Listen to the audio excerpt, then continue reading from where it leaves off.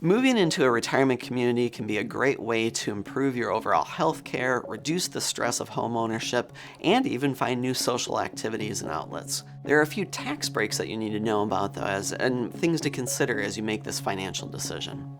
First off, consider that home ownership, or the fact that you're selling a home, has its own tax breaks built in, and you can use that to your advantage during this transition. Most of our clients, when they sell their home, will not face a capital gains. That's because the tax exclusion for capital gains is really high in a single-family home. It means that you now have a source of money that you can use throughout your retirement that won't have a lot of built-in capital gains with it, and you can even use that strategically in certain situations like buying a new car when you wouldn't want to necessarily incur the taxes with an IRA withdrawal. Second, you'll want to reevaluate your withdrawal plan.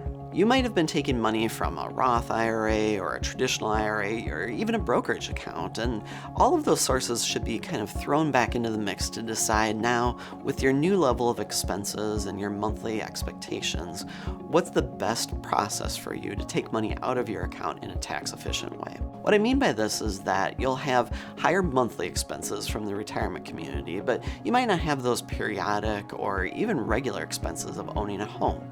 So by re-looking at this, you could make a good decision about not only this year's tax situation, but also future years. Perhaps there's some opportunity to do things like Roth Conversions, or switch the amount that you're taking from a particular account to keep your overall tax rates lower. This is all good to reevaluate now at this transition point. Third and finally, you're going to want to look at the tax advantages from medical expense deductions. This is a deduction that in certain retirement communities can be really valuable for you.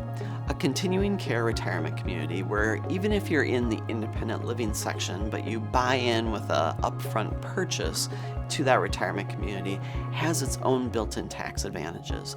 That's because some of that medical expense deduction, something that a lot of people are used to if they have to go in for full nursing care or even assisted living, can be spread out over the course of your purchase and your monthly expenses in the future. There's some really detailed rules here that you have to be careful about. It's important to get advice, but the medical expense deduction can be a really valuable piece of your overall tax picture. As we think about these three strategies that can make that transition into a retirement community not only good for your health and for your well-being, but also potentially for your overall financial plan, please consider reaching out if you have questions on this topic.